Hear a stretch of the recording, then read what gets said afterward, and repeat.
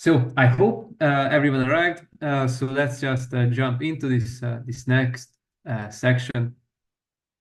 First of all, we are going to talk about how to assess corruption risk in public procurement using Opentender.eu.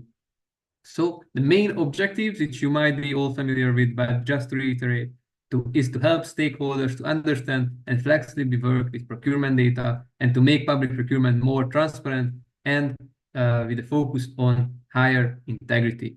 So this is a theme that we are going to talk about a lot, that Opentender has a focus of integrity promotion as opposed to corruption detection. And the most relevant use case of this is that all of the indicators that we agreed or just discussed that could be good indicators will be on an opposing scale. So single bidding will be not corrupt if it's single bidding, and non-corrupt if it's multiple bids are selected or submitted, but rather for multiple bids, we will assume that it's in high integrity, and for single bids, we assume that it's in a low integrity manner overall. So basically, integrity is defined as the opposite of corruption throughout this part of the presentation. All right, and the secondary objective is to enable the exploration of different units of analysis. For example, we can check organizations, as we'll check together, markets, contracts, and so on. So apart from the objectives, the functions are also very important to be accustomed to before I jump into the live presentation, is because we have a lot of different stuff going on at the same time. And the more accustomed that you are to different functions and functionalities, the better you can use this tool for your own purposes, for training training anybody, and of course to make reasonable decisions based on what you find in opentender.eu. So we have elementary analytics and visualizations. These are often just the starting points of a more in-depth analysis that you will conduct, or someone you train will conduct. But of course, we have some advanced analytics as well based on performance indicators. The two main categories will be transparency and integrity indicators, as we'll see, but more on that a bit later. Then we have these benchmarking functions, which can be used for designing reform on the local level. For example, we can choose a specific buyer and see whether it's faring with higher integrity or with lower integrity, as opposed to the market average, the region average, and so on. But you can use this benchmarking function to more precise needs. We'll see some examples, and I hope you will collect some new examples for yourself, even today or in the near future. The fourth functionality is targeted search for entities of interest, which is, of course, very important if you have a use or you have a case going on, you want to inspect somebody, and have an Opentender now provides you the opportunity to dive deep into some entities of interest and to have a full understanding of how the public procurement processes have been conducted, either with high integrity or with some level of corrupt intent. And finally, which is most useful to all of you who are used to work with raw data and maybe want to develop your own indicators or just have the data visualized for your own purposes, you can download all of the data that's available behind Opentender. This is very powerful. This could be used in a plethora of ways to enhance corruption detection and/or monitoring. So feel free to use this, and you can also download in some subsections, some selections, and the full database, which will be available from the website. All right.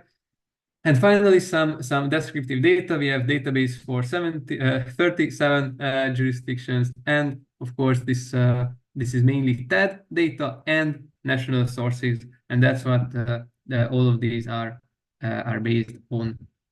So finally, the final list of indicators, or the current list of indicators to be more precise, are the following. First, we have single bidder tender, which is associated with high integrity when more than one bid is received, and low integrity when only one bid is received. We discussed this plenty, so let's jump to the call for tenders, which is associated with high integrity or 100 score, when the call for tender or the prior information notice is published, and low integrity otherwise. The use of non-open procedure types is now a bit more complex in a sense that for non-binary indicators, so what's a binary indicator? Single bidding was a binary indicator because it is only single bidding or not single bidding. Call for tender, it is either published or not published. But as we go to more complex variables, indicators, we see that the integrity level associated with some procedure types could be now sorted into multiple categories. Mainly, we distinguish between three categories: high integrity, medium integrity, and low integrity categories. Okay, so high integrity will always be the open procedure and anything that has a similar single bidding rates. Medium or limited integrity is when the procedure type has some mild red flags or produces some mild association with single bidding. And when integrity indicator is 0 for procedure types is for these non-open procedure types, direct awards, and so on. Now, let's go to the length of advertisement period. This is also something that we've already touched upon or mentioned.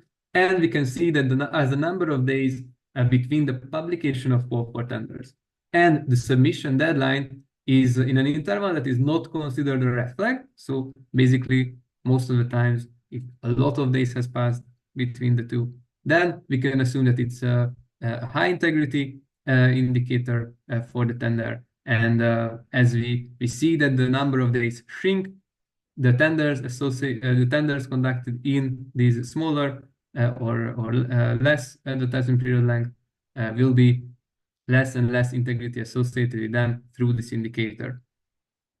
And of course, keep in mind that these are all connected to some corruption techniques, but I will not go into more details because we already discussed this in quite enough detail, in my opinion.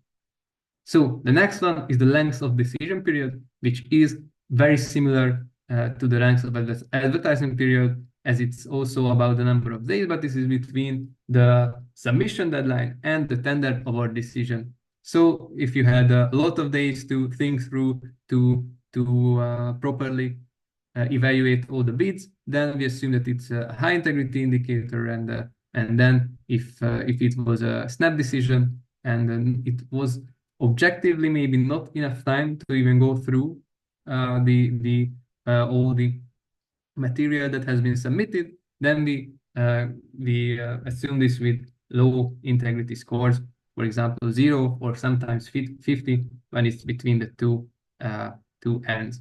All right, so these are the main tender and or contract focus indicators. We discussed that our model consists of buyer, supplier, contract between them, and a particularistic tie between them. And these have all been about the contract between the two main actors. Now, we'll see that we also have some supplier and a buyer-based integrity indicator on Opentender as well. So the first one is the supplier is registered in a tax haven. This is a way that shell companies have been used the techniques. And if a shell company has been registered in a tax haven country, then the integrity associated with it is 0 or small. And if it's not registered in a tax haven country, then the integrity score is quite high. All right, the next one is Bamford's law. This is a bit more special. The specialty is lying behind the Bamford's law. There was theoretical assumptions.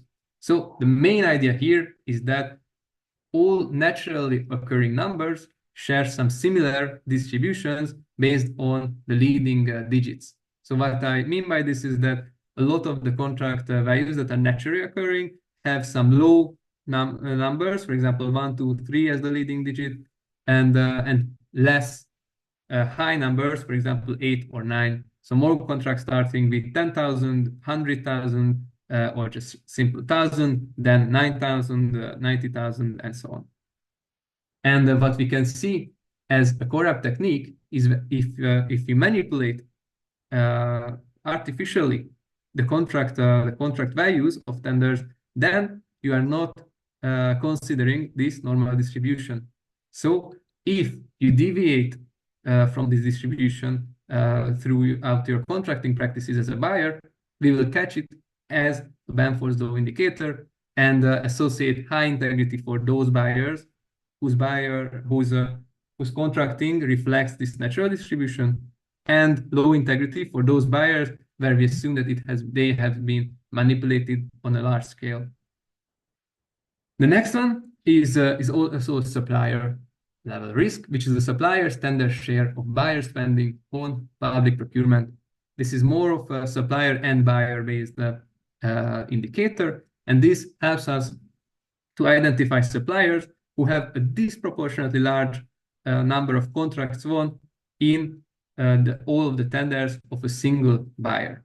So if I won all 5 contracts of a single buyer in a given year, then my share will be close to 100% or 100%. And this would mean that some corruption technique or some favoring might have happened in the background. So we associate low integrity scores to this high supplier's tender share of buyer spending.